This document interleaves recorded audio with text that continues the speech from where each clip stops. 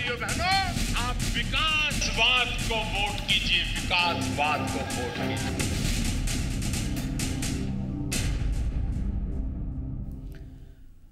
नमस्कार, स्वागत है आपका। आप देख रहे हैं बड़ी बहस। मैं हूं आपके साथ सुमित झा। कहते हैं सियासत का खेल शतरंज की तरह होता है। यहां दुश्मनों की हर चाल आपकी चालाकी पर भारी पड़ सकती है। बिहार में सियासी शतरंज पर हर चाल चालाकी से चली जा रही है। पहले नीतीश ने डीएनए के बहाने बिहारी अस्मिता की चाल चली, फिर मोदी ने स्पेशल पैकेज की। इसी बीच आरएसएस प्रमुख का आरक्षण पर एक बयान आता है और वो बयान मोहरा साबित हो जाता है लालू नीतीश के लिए। तो तुरंत जाति की चाल चल दी गई, लेकिन जवाब में फिर से पीएम मोदी की तरफ से चाल चली गई है विकासवाद की। बिहार में सत्ता के संग्राम की हर तासीर अब साफ हो गई है। यहां चाल चलने की बाजीगरी में कोई पीछे नहीं रहना चाहता। आज बड़ी बहस में सियासतदान की चाल समझेंगे और सियासत की चलन की तफ्तीश करेंगे। मेरे भाइयों बहनों, आप विकासवाद को वोट कीजिए, विकासवाद को वोट कीजिए।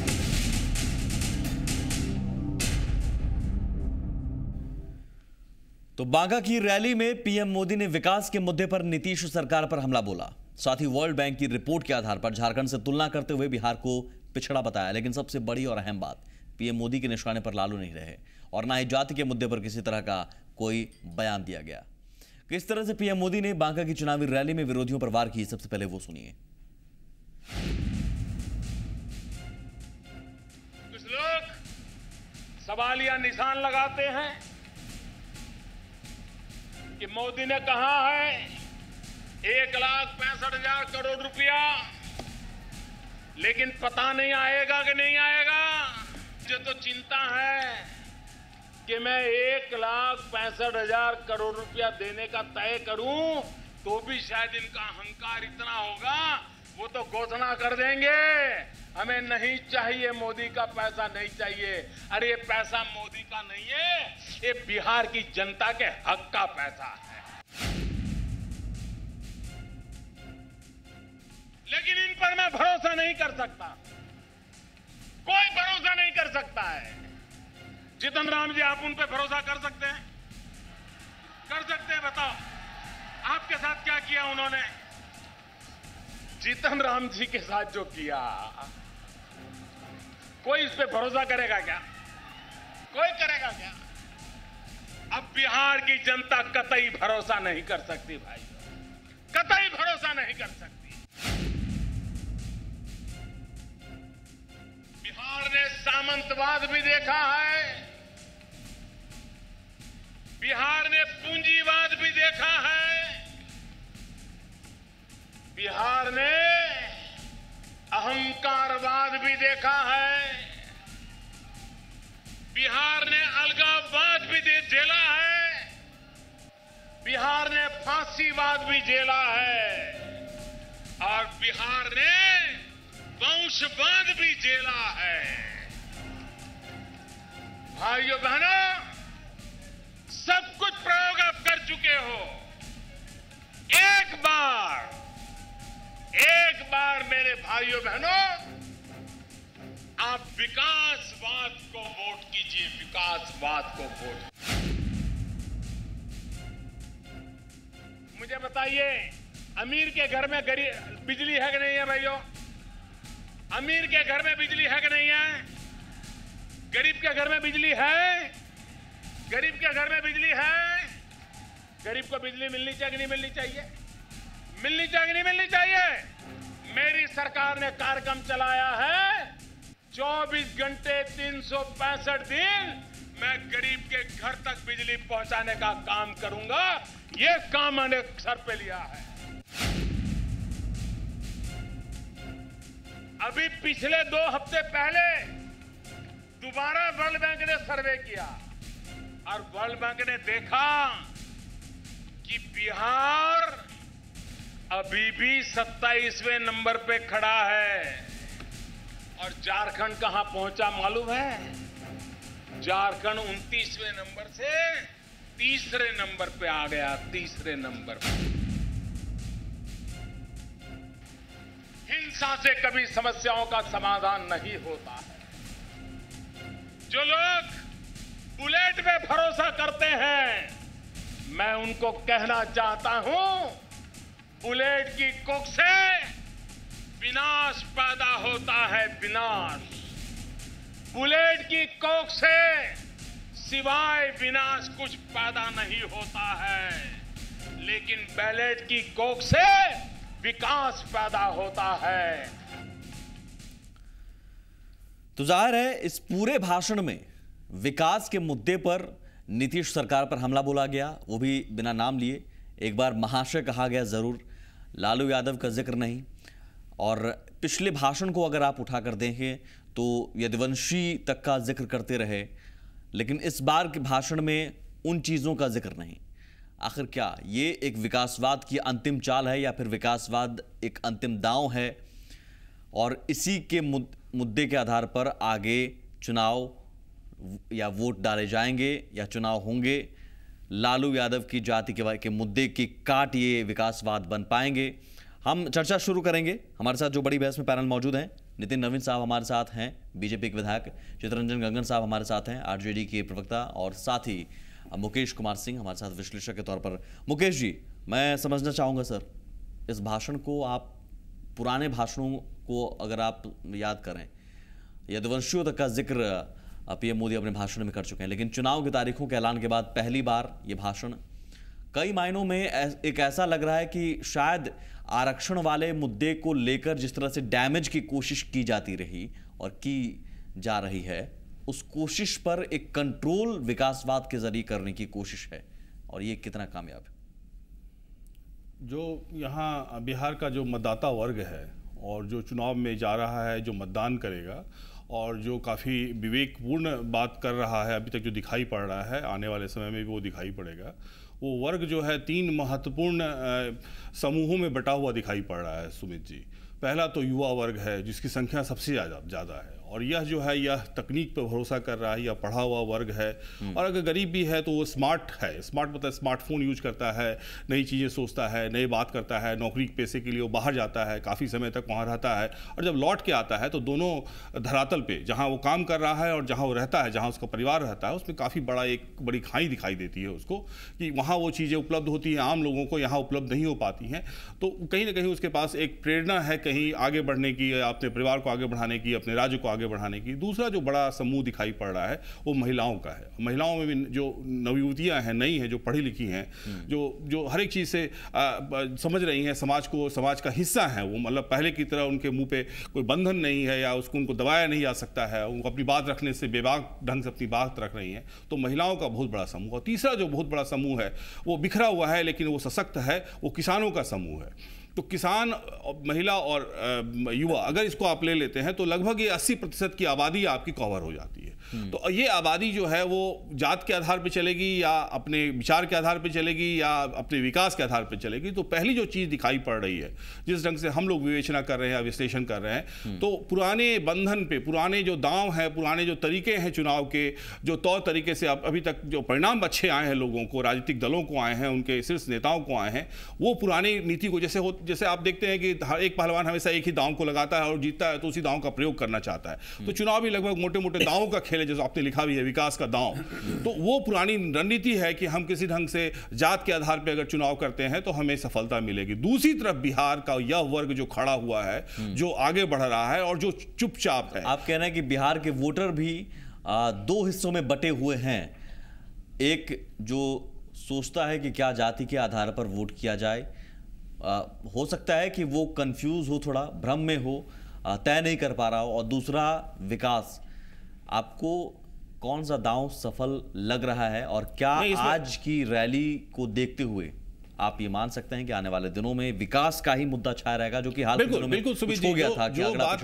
आपने जो बात कही उसमें मैं संशोधन कर दूं कि ये जो है राजनेताओं के द्वारा ये प्रयोग किया जा रहा है कि जाति के मुद्दे पे पहले हम उनको अपने मतदाताओं को आकर्षित करें, क्योंकि पुराने ढंग से किया हुआ है और सफलता उनको बार बार मिलती रही है। तो क्या उसी मुद्दे पर हम चलेंगे? दूसरी तरफ जो है विकास एक मुद्दा रहा है, सुशासन की बात इस सरकार में, महागठबंधन में भी रही है, तो उस मुद्दे को भी रखें। तो दोनों मुद्दों के साथ जब हम आगे बढ़ते हैं तो जनता का हमें ज्यादा से ज्यादा मतलब प्रतिशत प्रतिशत जो है मतदान का हमको मिलेगा और हम सफल होंगे। लेकिन जो चीज़ें जनता के माध्यम से दिखाई पड़ रही हैं, जो आम जनता देख रही है या जो चीज़ें हम लोग देख रहे हैं, वो वर्ग जिसकी चर्चा मैंने की वो विकास पर टिका हुआ है और विकास की बात ही कर रहा है।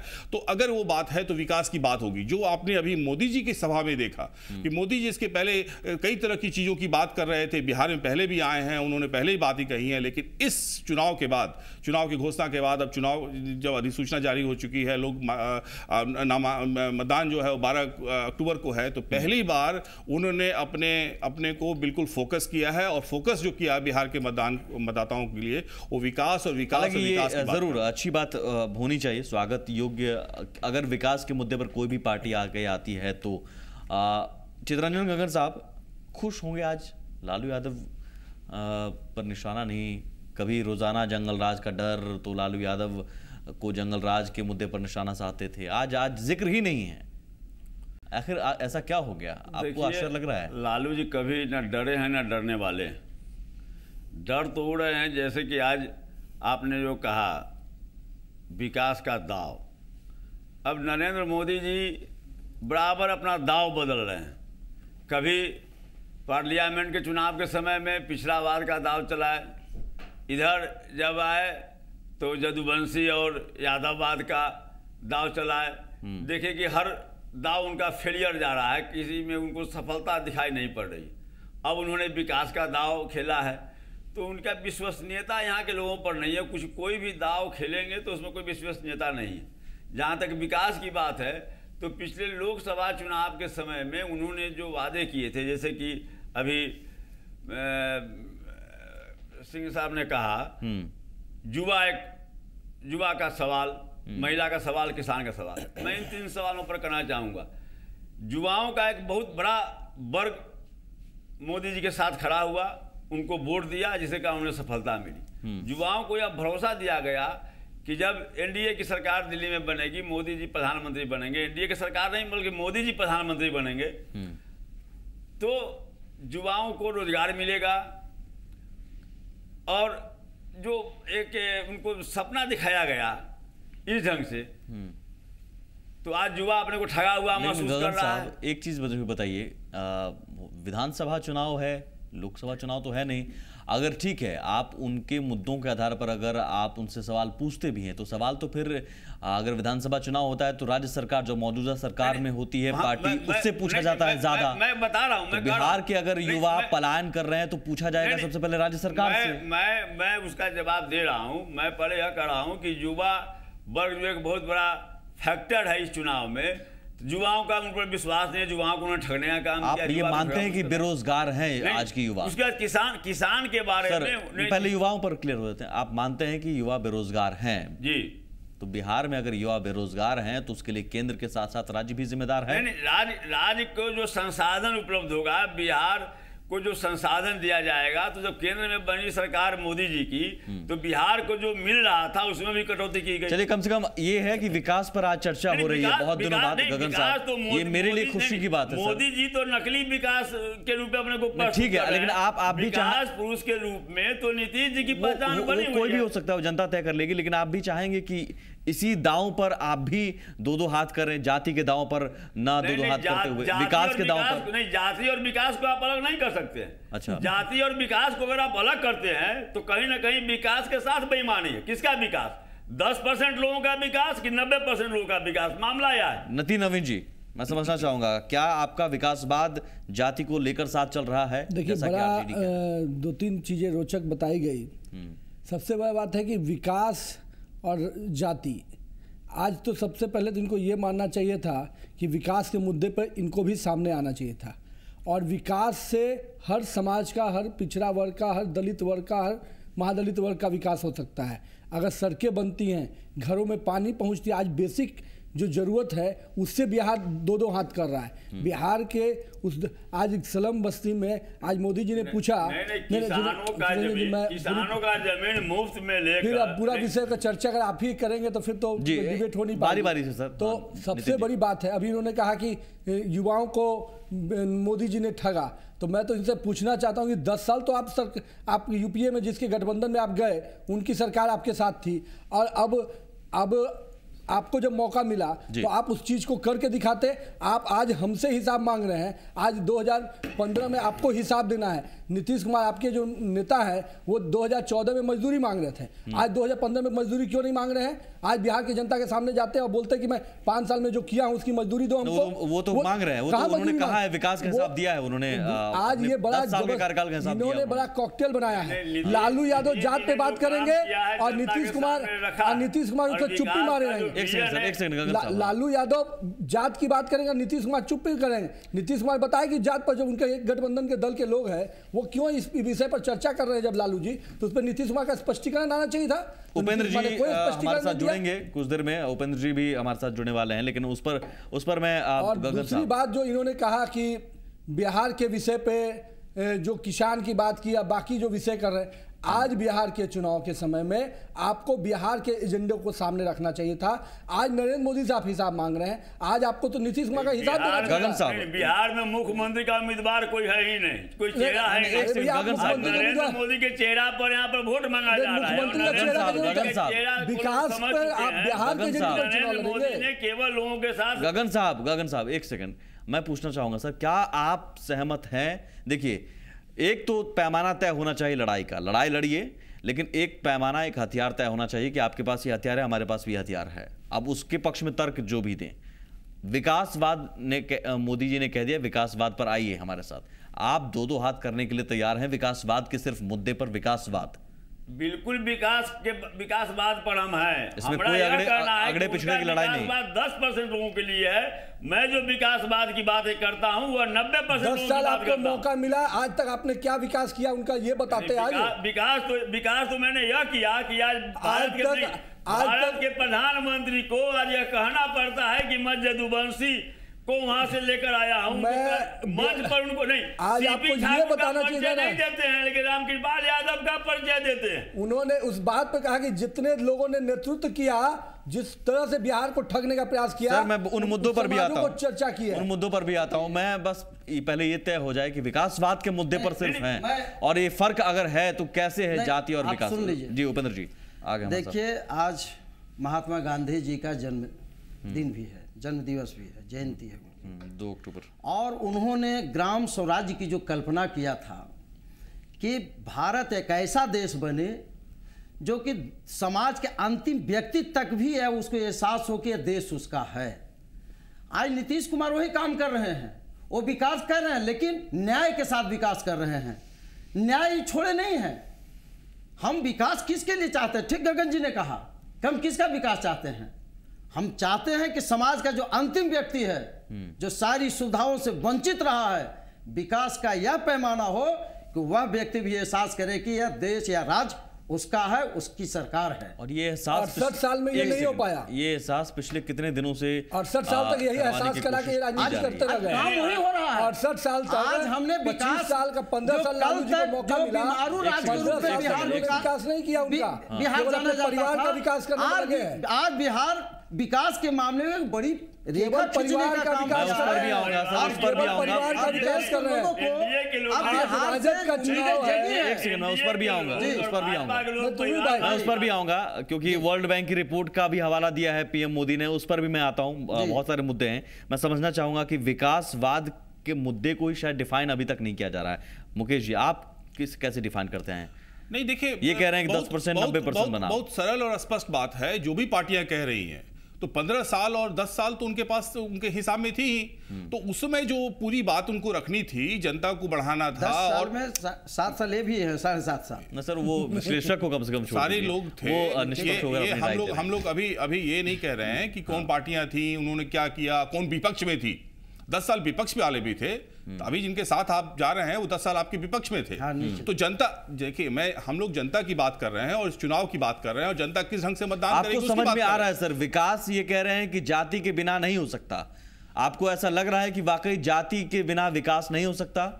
ऐसा है क्या? दो महत्वपूर्ण तथ्य हैं, इसको समझने की जरूरत है। पहले तो इस राज्य में सभी ढंग की जातियां रहती हैं और सभी गरीब रहते हैं। और गरीब जब होता है, अगर दूध बेच रहा है तो जो ही नहीं है कि केवल ज्यादा हो, वो सभी जाति के लोग दूध बेचते हैं। आपने ये देखा जिस ढंग से कॉम्फेड को, जिस ढंग से इन लोगों ने यहाँ पे 5 सालों में, 10 सालों में, 20 सालों में, 25 सालों में दूध का उत्पादन इस राज्य में, अगर नीतियाँ ठीक होती, बातें ठीक होती, तो पूरे देश में यहाँ दूध का उत्पादन सबसे ज़्यादा होता। बिल्कुल, चूंकि ये इलाका था। बिल्कुल, एक छोटा सा ब्रेक लेता हूँ मैं। विभाजित नहीं करती है जाति में। क्यों नहीं सीधे उन बिंदुओं पर चर्चा हो सकती है? क्यों हम इसे देखें कि अच्छा वो ब्राह्मण है, यादव है, उन जाति के दायरे में देखकर ही क्या विकास हो सकता है? सबसे बड़ा सवाल है। आप क्या किसी को जाति के दायरे में बिना देखे उनका विकास नहीं कर सकते हैं क्या?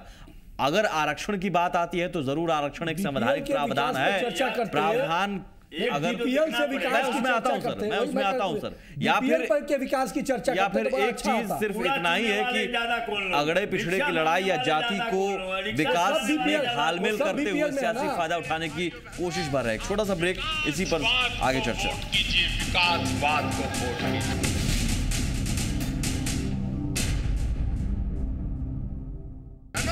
आप विकासवाद को वोट कीजिए, विकासवाद को वोट कीजिए।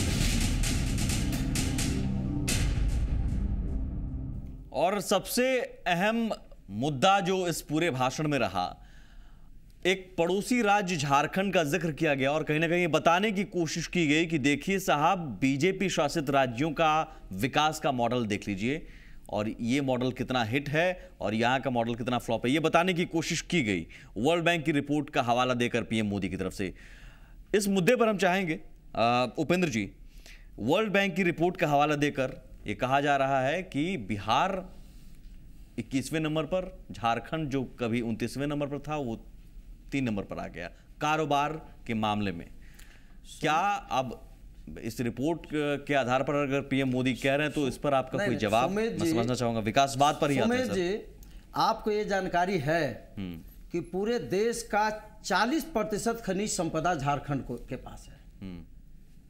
उसके पास आंतरिक संसाधन इतनी है कि अपने बलबूते उठ सकता है। झारखंड बंटने के बाद बिहार में आंतरिक संसाधन की कमी हो गई और इसीलिए तो हम लोग विशेष राज्य के दर्जा की मांग कर रहे हैं। और दूसरे राज्य सर, झारखंड चले तीसरे नंबर पर, बाकी राज्यों का जिक्र भी कीजिए सर। चूंकि वो लोग पहले से स्थापित है, बहुत सारे राज्य जो विकसित राज्य हैं, वहां आप देखें तो ज्यादातर राज्य समुद्र किनारे हैं। हमारा लैंडलॉक इलाका है और हमारे साथ नहीं, पहले आप सुन लीजिए सर, ये मान लिया जाए कि बिहार में उद्योग नहीं लग सकते तब नहीं, जब बिहार नहीं पहले गगन जी हमारी बात सुनिए। जब बिहार एक था, झारखंड बटा नहीं था, 1950 में फ्रेड इक्वलाइजेशन कानून लाया टीटी कृष्णाचारी ने, वहीं से हमारे साथ बेईमानी शुरू हो गई। उसमें था कि जो जहां का उत्पादित वस्तु है, जहां खनिज संपदा मिल रहा है, इस जहां वहां जितनी कीमत है वही कीमत 1000 किलोमीटर दूर भी वही मिलेगा। अच्छा सर, एक सेकंड मैं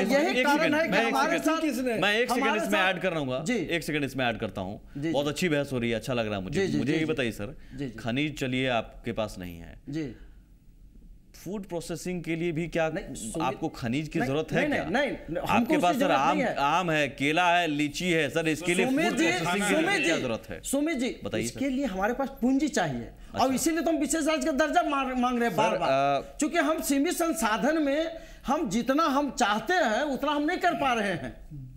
अब मुझे ये बताइए, शेष बिहार बचा, आप जो शेष बिहार बचा है, आप जानते हैं कृषि पर ही आधारित यह राज्य रह गया।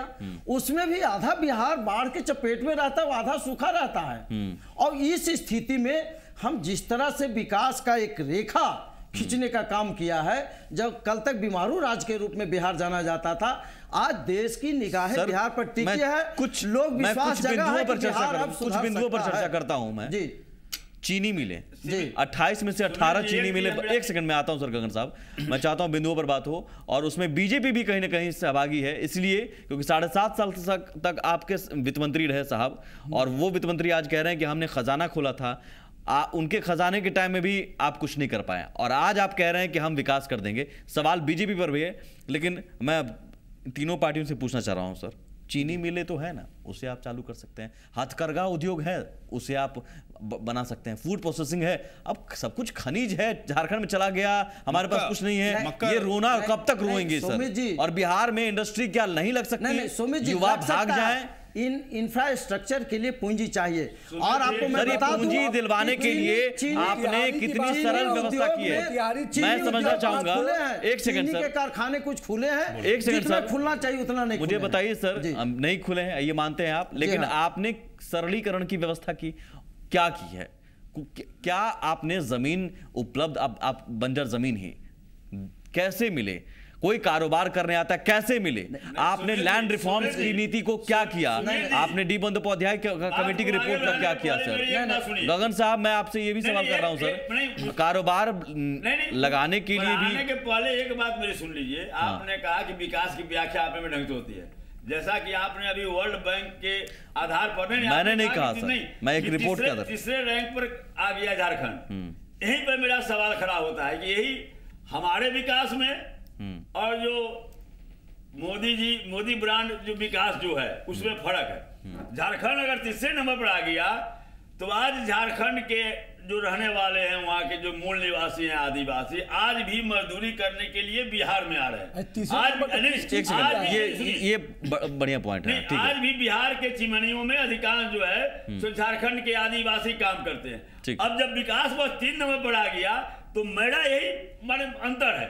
मैं विकास देखना चाहता हूं जमीन पर, मैं विकास देखना चाहता हूं अंतिम पायदान के लोगों पर। और आप कहते हैं कि जातिवाद, इसलिए जातिवाद कहते हैं कि चूंकि अंतिम पायदान पर वह दलित है, महादलित है। ठीक है, ये एक पॉइंट है, ये एक पॉइंट है। नितिन नवीन साहब, आपका विकासवाद क्या सिर्फ कारोबार है?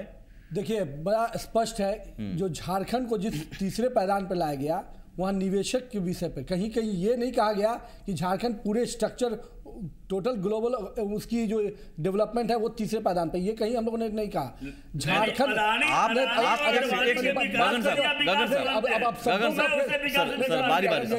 अड़सठ साल में आपने विकास किया नहीं, बारी बारी से नितिन जी, लेकिन आप उस रिपोर्ट, लेकिन आप सर, आप एक चुनावी रैली में उपेंद्र जी,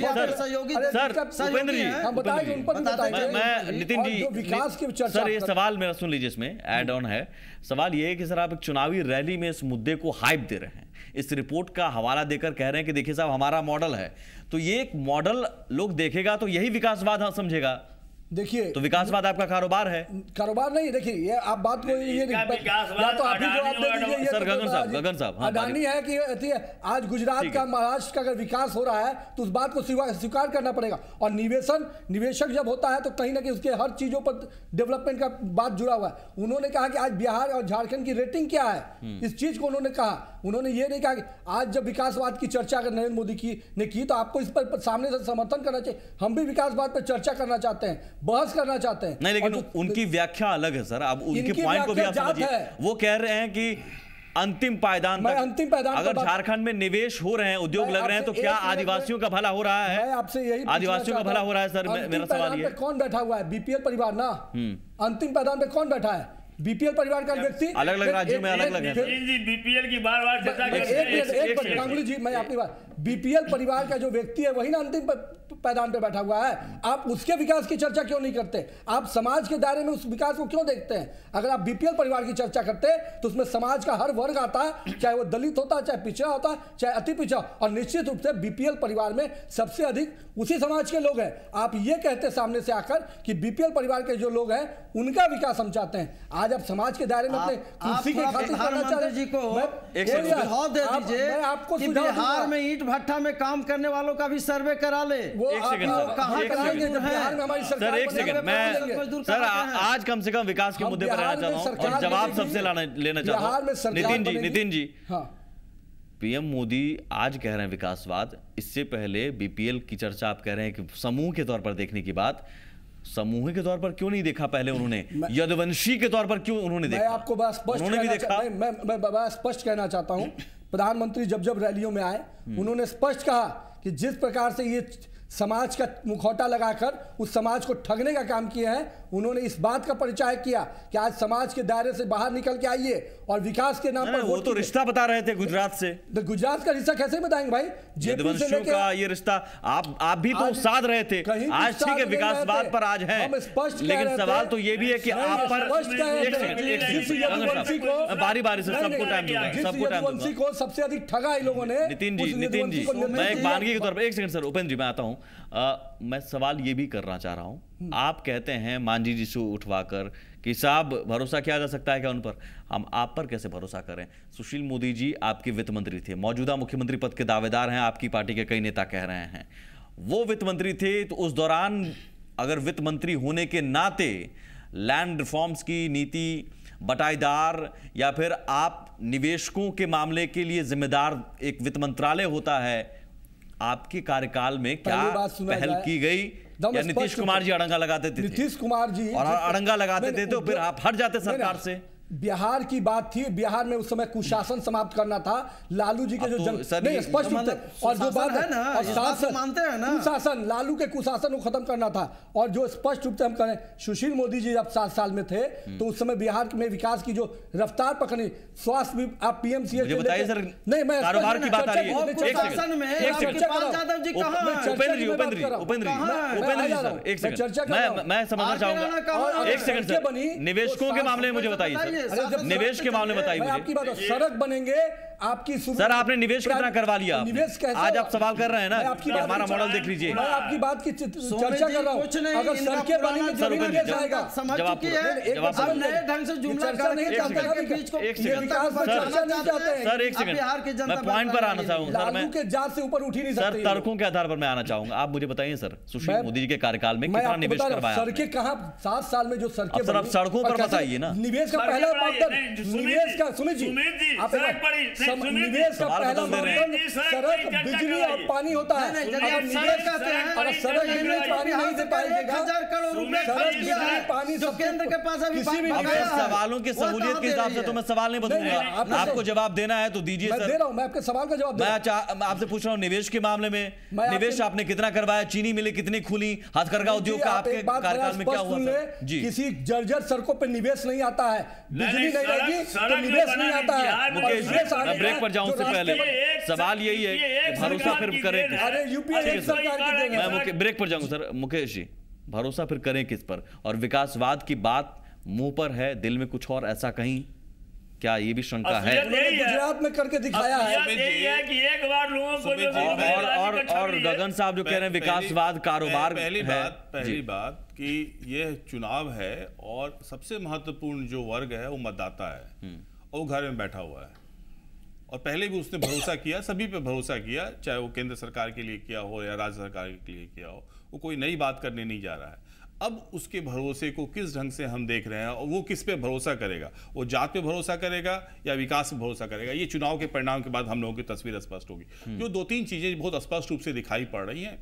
ऐसा नहीं है कि सारे लोग जो हैं यहाँ बेदाग हैं, हर एक ने गलती की है या बाकी किया है, लेकिन इनकी गलतियों का खामियाजा आम जनता क्यों भुगते हैं? बिल्कुल सबसे महत्वपूर्ण वो ये है कि आपने क्या किया, क्या करेंगे, कैसे करेंगे, वो आप बोलते रहेंगे, करते रहेंगे, वो आपकी अंदरूनी लड़ाई। हर एक पार्टियां जो है, सवाल तो ये है कि पुराने है कि अगर बिहार का विकास होना है, हाँ। जो बात आप कह रहे थे। दूसरी चीज जो अभी इस बात में चर्चा आई, जो प्रधानमंत्री ने भी जिक्र किया और जिस वर्ल्ड बैंक की रिपोर्ट की बात हो रही है, ये कहा जा रहा है कि ये बढ़ गया, बट ये बढ़ने वाली बात। वर्ल्ड बैंक ने एक रिपोर्ट ये दी कि ये राज्य ऐसे राज्य हैं जहां निवेशक जो है वो पैसा लगा सकते हैं और वहां की सरकारें सहूलियत दे रही हैं। तो ये काम करने की नीति के बारे में बात बताई जा रही है, वो एक महत्वपूर्ण है। दूसरी चीज जहां काम नहीं हुए हैं, हाँ। कई जगह ऐसे काम नहीं हुए हैं जो जहां सरकारों को, जहां राज्य सरकार को या पार्टियों को, महागठबंधन की पार्टियों को सरकार से पूछना चाहिए। 16 महीने इनके भी बीत गए हैं, तो आप हर एक योजना के माध्यम से पूछिए, न कि एक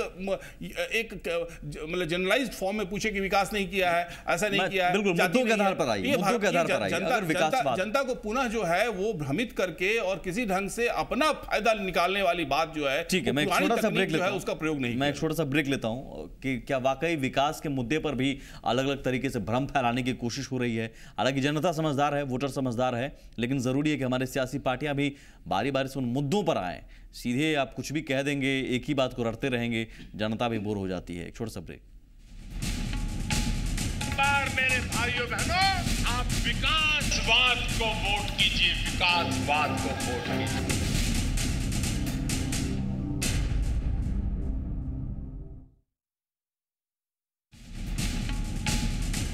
मेरे भाइयों बहनों, आप विकासवाद को वोट कीजिए, विकासवाद को वोट कीजिए।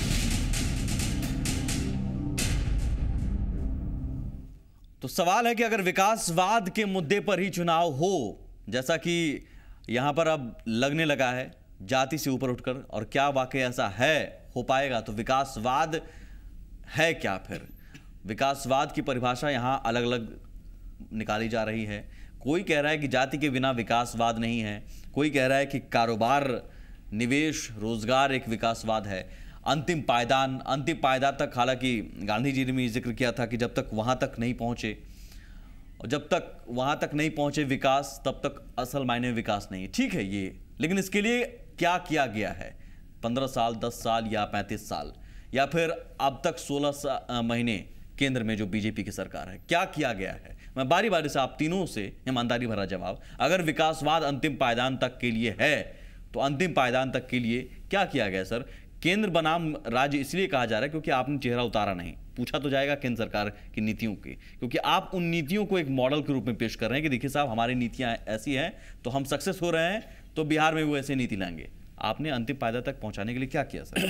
नितिन नवीन जी, देखिए, सबसे पहले जो आपने कहा कि क्या किया, पिछले 16 महीने में मैं इस जन सुरक्षा योजना जो आई वो किसके लिए थी?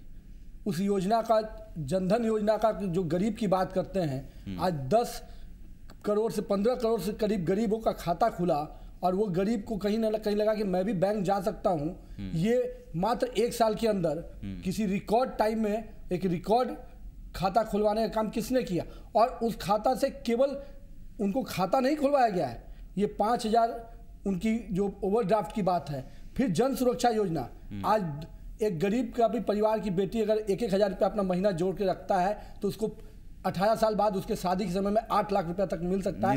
ये जात के आधार पर नहीं है, ये आधार गरीबी के आधार पर चाहता भी नहीं हूं। हाँ, ये गरीबी के आधार पर। बहुत छोटा जवाब, मैं उसमें एक चीज सवाल पूछता हूं सर, और एक बानगी के तौर पर, बस उसे रखिए दिमाग में कि एक बानगी के तौर पर है।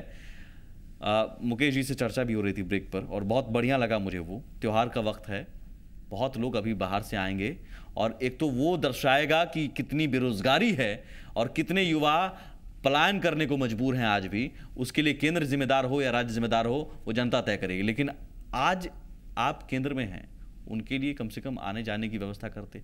जनरल वार्ड में वो ठूस के फिर से आएंगे, वो तस्वीर हमारे आपके सामने आएगी हमेशा की तरह। देखिए, हमेशा इस बात पर हर समय जब भी ऐसे पर्व त्यौहार, चाहे होली का हो या छठ का समय हो, लाखों की संख्या में लोग बाहर से आते हैं। कई बार चाहे किसी भी सरकार रही है, स्पेशल ट्रेनिंग चाहिए, लेकिन आज क्यों जाना क्या असर होता है सर? उसका क्या असर होता है? मैं आपकी बात पे आ रहा हूं ना। हाँ। आपने कहा कि ट्रेनें चलनी चाहिए सुबह, मेरा ये कहना है कि आखिर ये क्यों मजबूर होते हैं? आज बिहार के लोग इतना पलायन कर करके दूसरे राज्यों में 10-10 उसके लिए जिम्मेदार आप भी हैं। नहीं, हम लोगों ने कब आपकी भी नीतियां, हमारी मंत्री के रहते हुए सुशील मोदी जी की नीतियां कारगर नहीं, हमारी नीतियां थी 7 साल जब हम सरकार में रहे, हम लोगों ने धीरे धीरे कर उस विकास की कितना धीरे सर, कितना धीरे? मैं चाहूंगा 15 साल जो जल्दी से उपेंद्र जी, 60 साल जो काम किया, वक्त कम है उपेंद्र जी, मैं चाहूंगा सर अंतिम पायदान तक पहुंचाने के लिए, क्योंकि आरोप प्रत्यारोप नहीं सर, अंतिम पायदान तक पहुंचाने के लिए आपने अपना हिसाब दीजिए। सुमित जी, हम विकासवाद के समर्थक हैं, लेकिन महात्मा गांधी के विकासवाद, न कि महात्मा गांधी के विकासवाद का मैं समर्थक नहीं। वो मैं उस पर अंतिम पायदान तक पहुंचाने के लिए आपने क्या किया, हिसाब दे दीजिए सर। निश्चित रूप से हम तो उसकी दिशा में बढ़ रहे हैं। क्या बढ़ रहे हैं सर? हिसाब दीजिए ना, चंद योजनाओं का जिक्र कीजिए सर। योजना पर आइए मुझे, और योजना कितनी सफल रही उस पर बताइए मुझे जल्दी से। मैं ये बता रहा हूं कि बिहार में जितनी बड़ी बहालियां हुई हैं, चाहे शिक्षा के क्षेत्र में हो चाहे अन्य क्षेत्रों में हो। शिक्षा के क्षेत्र में आपने ये किया कि जिसे एप्पल की स्पेलिंग नहीं आती है उसे आपने शिक्षक बना दिया, और वो गरीब के बच्चे सरकारी स्कूल में जाते हैं। अमीर अपवाद नहीं है सर, हजारों होते हैं, शिक्षक हैं, कहीं हजारों शिक्षक हैं ऐसे सर उपेंद्र जी। हमने तो यही कहीं गड़बड़ियां उन भविष्य को बिगाड़ चुकी हैं और बिगाड़ रही हैं सर। नहीं सुमित जी, अंतिम पायदान तो पहले ही कहा, बच्चों को बिगाड़ रही हैं। पहले ही कहा कि हमने क्वांटिटी पैदा किया है, आपने अंतिम पायदान के बच्चों के लिए पर विचार कर रहे हैं। आने वाली अच्छा, आप 10 साल तक आप रोजगार पैदा करेगी और निश्चित रूप से 10 साल तक आप क्वालिटी की व्यवस्था नहीं कर पाए। 10 साल तक गगन साहब 15 साल आपको मौका मिला कि 16 महीना 15 साल 10 साल, मैं उस पर आता हूं सर। 15 साल आपने अंतिम पायदान तक पहुंचाने के लिए क्या किया? हाँ, मैं उसमें उसको भी ऐड कर दिया। सबसे पहले जगाने का काम लालू जी ने किया। सदियों से जो गुलामी के सर मैं इस पर मैं ऐड करता हूं, वक्त कम है। आपने जगा दिया, मैं क्रेडिट दे रहा हूं सर, मैं वाहवाही दे रहा हूं आपको, शाबाशी दे रहा हूं, आपने जगा दिया। लेकिन अगर मैं जाग गया तो मुझे पहनने के लिए कपड़ा चाहिए, मकान चाहिए, रोटी चाहिए। आपके कम समय में आपको मैं बता रहा हूं जी, जल्दी से। मनरेगा योजना सबसे ज्यादा मजदूरों को और कांग्रेस को क्रेडिट जाए, आपको क्रेडिट जाए, पहले बता दें। तय कर लीजिए। एक की सरकार, मैं आपको 15 साल का हिसाब मांग रहा हूं सर, जिसमें रघुवंश बाबू ग्रामीण विकास 15 साल के सर, 15 साल मैं बता रहा हूँ। ये जो सड़क की लोग चिल्ला रहे हैं, सड़क को गांव में बिहार के सड़क को जो सर मैं 15 साल पर आ रहा हूँ, आप केंद्र में आ रहा हूँ। मुकेश जी जल्दी से मैं फाइनल कमेंट कर रहा हूं। और लालू जी रेल मंत्री रहने के दौरान छोटा सा, बहुत छोटा सा फाइनल कमेंट सर। पहले हिसाब देने के मामले में ये बात को समझना होगा कि मिनरल जो है उससे ज्यादा महत्वपूर्ण, ज्यादा बड़ा कैपिटल जो है वो जो है नॉलेज है। और ये बिहार के बच्चे जो हैं नॉलेज रखते हैं, मेहनत करने वाले हैं, इनके विकास की बात सोची जाए। और दूसरी चीज जो रॉ मटेरियल रहा है, रॉ मटेरियल का मतलब हुआ कि आप पुराने तरीके से जीने की बात, वक्त कम है सर, वैल्यू एडिशन चाहिए और आगे बढ़ने, मेरे ख्याल से नीति सबसे पहले जरूरी है और नीयत जरूरी है। सियासत से ऊपर उठकर अगर वाकई विकासवाद की बात करते हैं तो जनता हिसाब मांग रही है और जनता हिसाब लगा रही है। बहुत शुक्रिया आप सभी का इस चर्चा में शामिल हुए। नमस्कार। मेरे भाइयों बहनों, आप विकासवाद को वोट कीजिए, विकासवाद को वोट कीजिए।